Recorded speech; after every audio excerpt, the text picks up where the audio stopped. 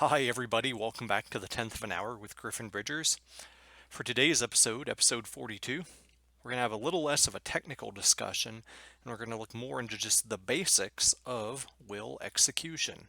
Now this is a very timely discussion because, as we're going to see, a lot of these requirements and formalities that need to be met are a little more difficult to meet in this world of social distancing with COVID.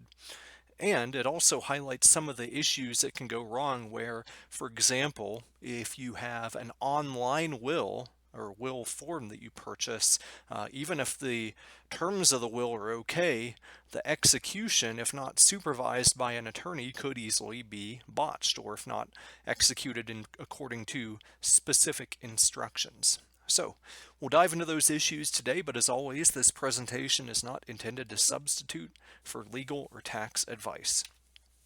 And I also want to remind everybody, too, that laws in all 50 states aren't identical. So, these can vary based on where you might be and what your state's laws might be. So, really, what we're looking at are the common elements, which are representative of the average across most states. Now, one thing that you always have to have on a will is the signature of the person who's creating the will. That person creating a will is known as the testator. So the testator always has to sign their will. Now, there is a little carve out where sometimes if you're on your hospital bed or something and you're just not physically capable of signing your own will, you can direct a person to sign your will for you, as long as they're in your conscious presence and acting at your direction at the time.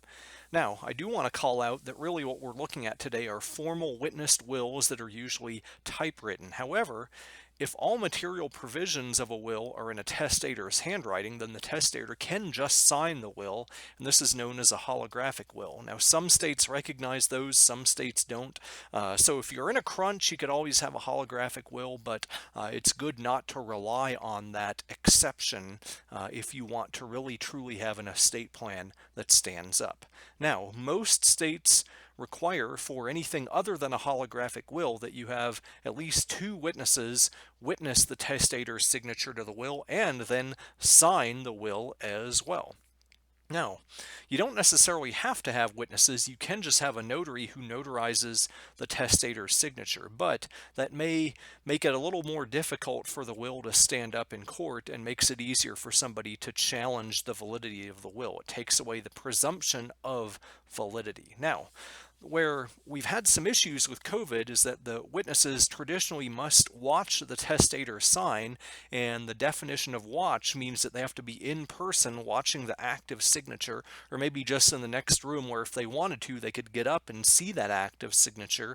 And obviously in a virtual world, you can't formally meet that requirement. So a lot of states have relaxed this to allow you to, for example, as a witness, watch the testator sign by video. And then the witnesses don't have to sign simultaneously, but they must sign the will within a reasonable time after the testator signs.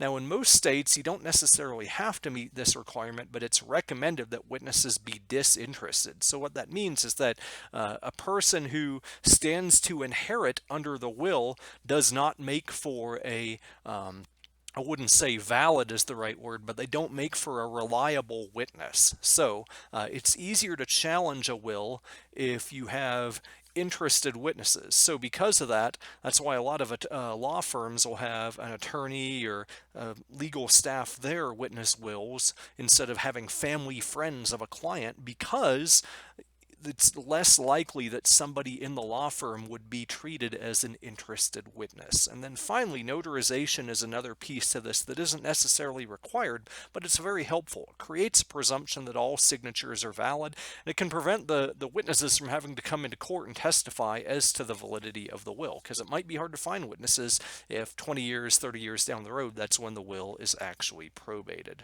And importantly, notarization doesn't have to take place at the time of signature. It can be through an affidavit that's executed well after the will is signed, as long as all the witnesses and the testator sign the affidavit in the presence of a notary, and that affidavit is attached to the will. There are some quick capacity requirements to keep in mind too. One is that the testator has to be of legal age. They have to have reached the age of majority in their state.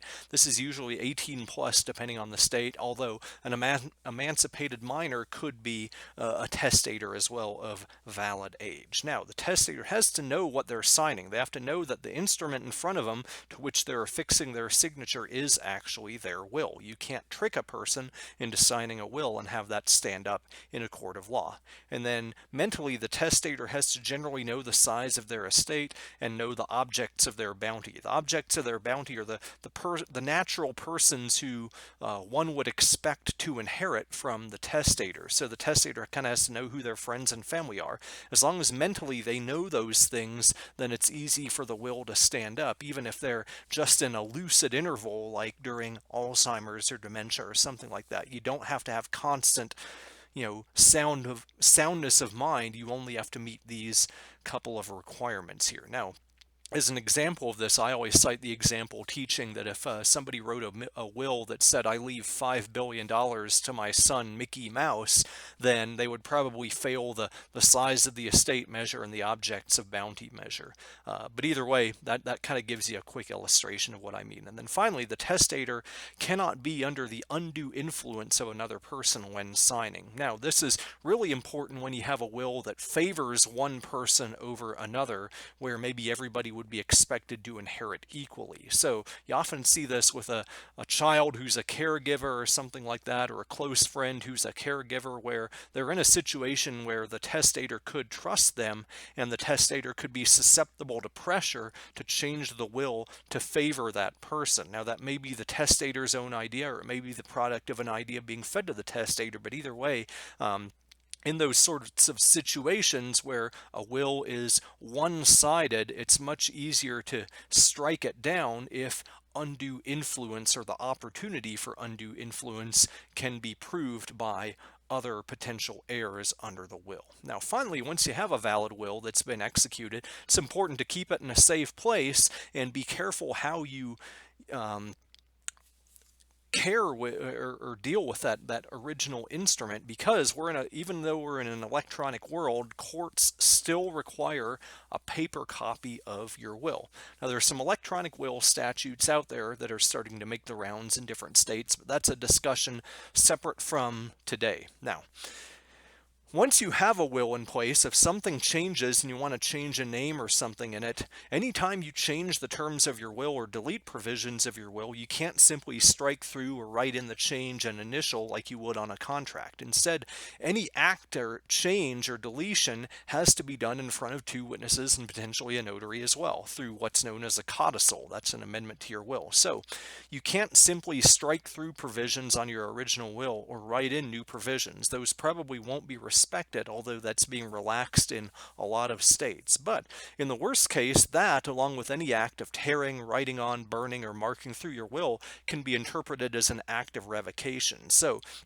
if it's seen that you struck through something, somebody could come into court and argue that, hey, what they intended to do by this writing or striking through was to actually revoke their entire will. So it's important to be aware that, the care of the instrument is important to keep you from accidentally revoking your will when you didn't intend to do so. And it's also important with things like hole punching or keeping it in a binder to beware that that could be interpreted as an act of revocation. So if you want to do that, it may be important to have a clause in your will that says any act of storage or binding is not an act of destruction. And then finally, keeping the will in a safe place may be difficult depending on where you live. Your attorney may be willing to store your original, and some courts may be willing to do so as well, but a lot of courts and attorneys are running out of capacity. So what the overflow has resulted in is a situation where in states like Colorado, attorneys and courts can try to find the testator and return their original will to them when there's no longer storage room. And if they can't find the testator, there is now a mechanism where they can go to the Colorado Secretary of State and have the Secretary of State store an electronic copy that carries the same weight as the original. Otherwise, if the original is lost, it can be very difficult to prove that it was the original and get the court to respect it. Either way, it's important to make sure these formalities are followed. That way, the will that you've spent a lot of time, energy, and effort and money on potentially will be valid when the time comes to enforce your wishes. Now, as always, if you have questions or topic suggestions, you can email those to me at griffin.bridgers@gmail.com.